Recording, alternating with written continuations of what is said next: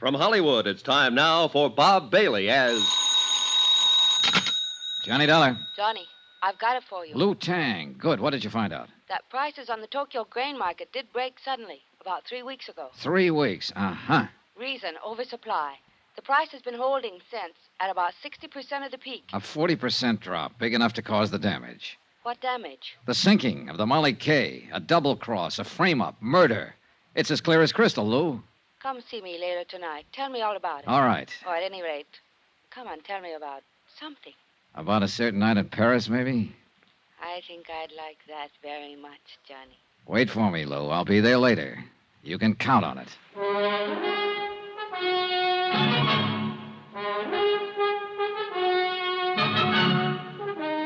Tonight and every weekday night, Bob Bailey in the transcribed adventures of the man with the action-packed expense account. America's fabulous freelance insurance investigator. Yours truly, Johnny Dollar.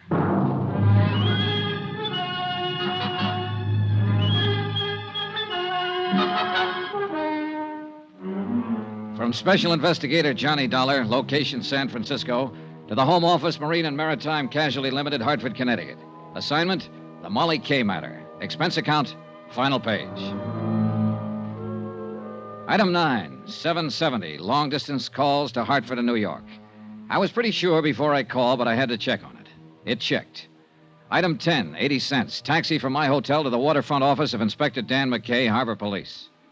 It's a funny deal, Johnny. I can't figure. Captain Brawley is clammed up tight.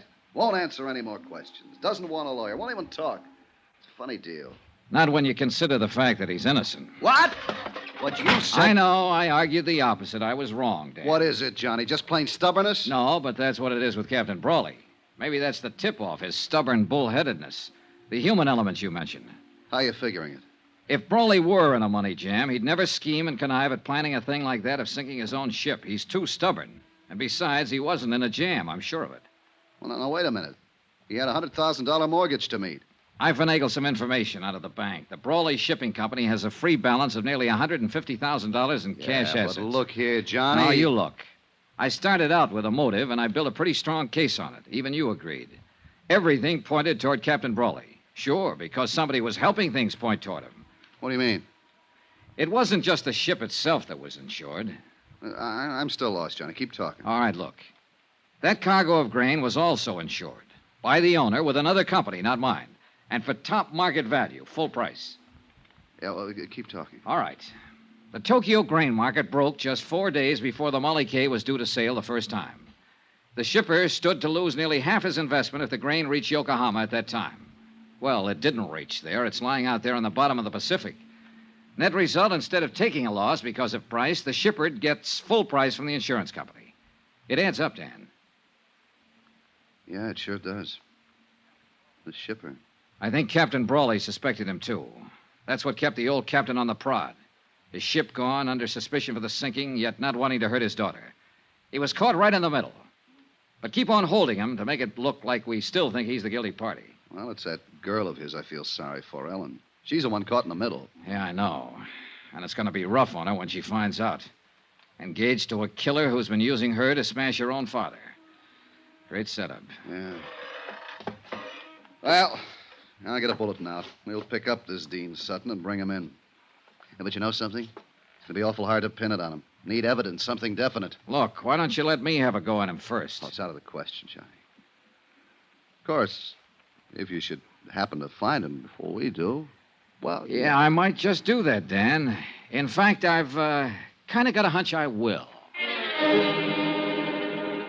It was a hunch, but it might be a good one. I left Dan's office and walked east along the waterfront, following the long curve of the Embarcadero with its miles of docks and wharves. The night had settled down over the bay and the city, and with it a dark, damp blanket of fog, even heavier than the night before. And because of that and other reasons, I felt cold and lonesome and alone.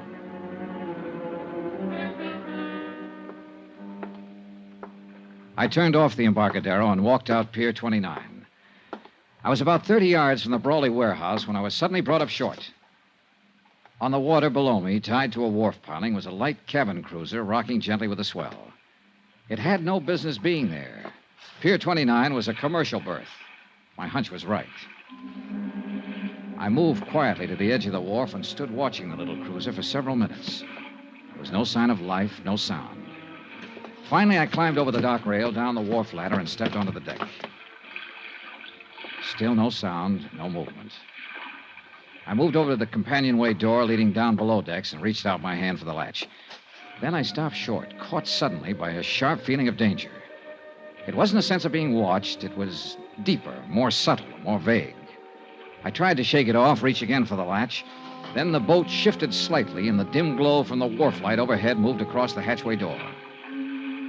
Inches in front of my face, I saw the glint of bare copper wires, all set to make contact if the door was open.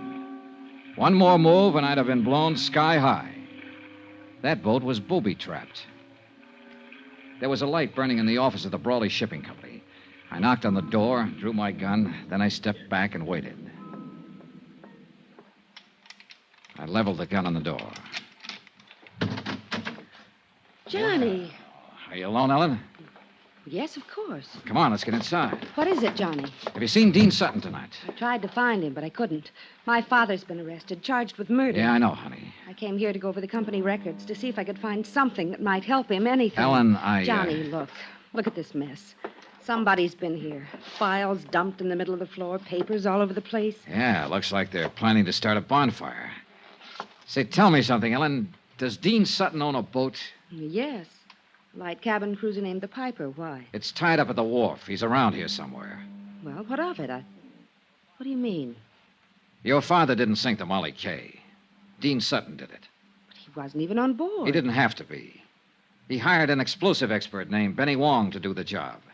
He got your father to take Benny on as steward. That's the man they're accusing father of murdering. Dean is the one who did it, using your father's gun. But why? To collect the insurance on that cargo of grain. Oh, look, I know it's a rough deal, honey, and I know how you feel. But I guess your best bet is to chalk it up to experience. At least your father's in the clear now. I think I sensed it, Johnny. That something was wrong with Dean. Badly wrong.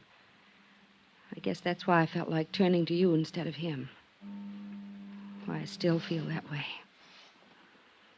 I think I'm going to cry. Then cry.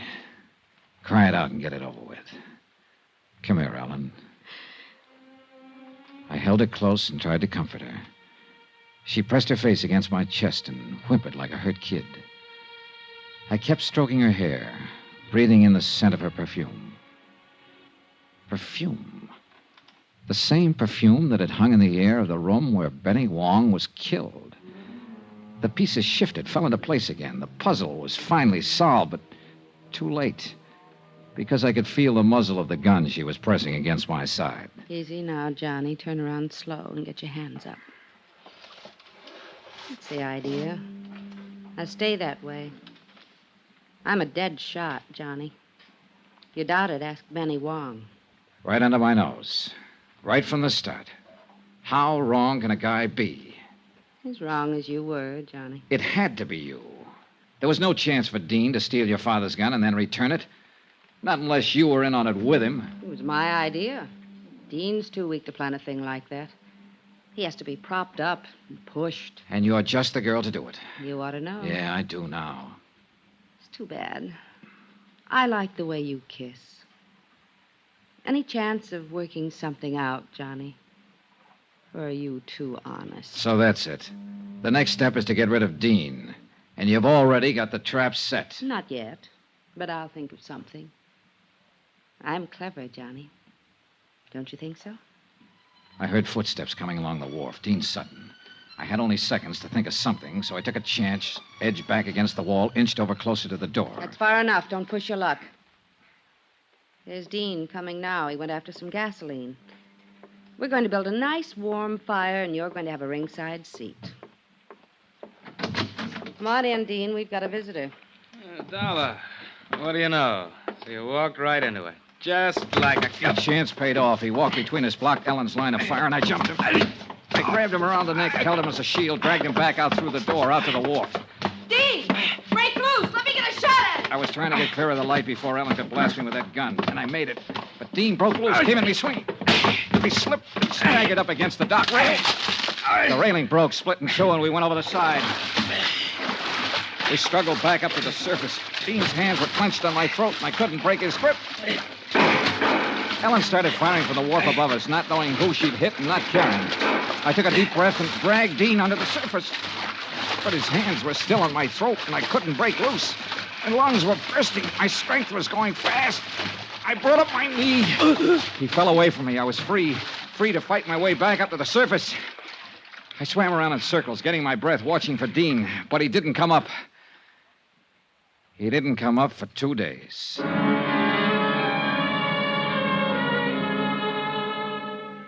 When I climbed up the ladder onto the wharf, Ellen was nowhere in sight.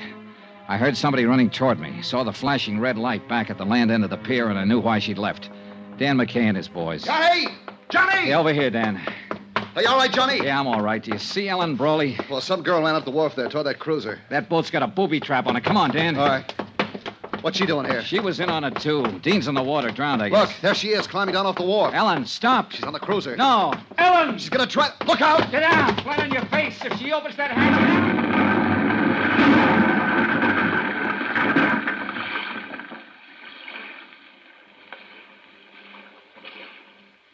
Blown to bits. Booby trap. They had it rigged for me, and she... No. She didn't know about it. That wasn't meant for me. They were both pulling a double cross.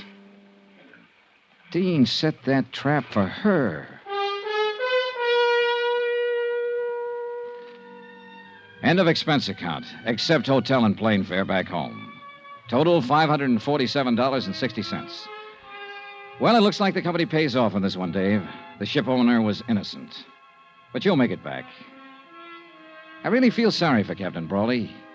He commanded his own quarterdeck for 25 years. Strong and proud and unafraid.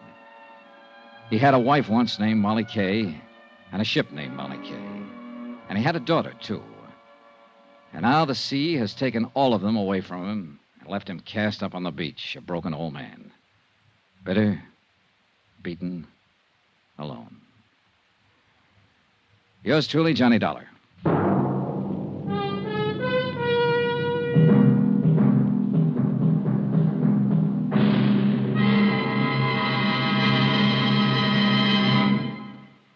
Now, here's our star, Bob Bailey, to tell you about next week's story. Thanks. Next week, the case of a man who didn't exist, except for one thing. He suddenly showed up. Join us, won't you? Yours truly, Johnny Dollar.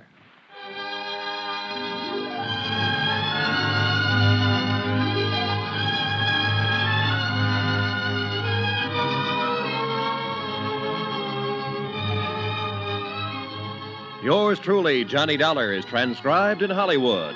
Written by Les Crutchfield, the entire production is under the direction of Jack Johnstone. Heard in this week's cast were Virginia Gregg, Peter Leeds, Barney Phillips, Victor Perrin, James McCallion, and Hy Averback. Be sure to join us on Monday night, same time and station, for another exciting story of Yours truly, Johnny Dollar. Roy Rowan speaking.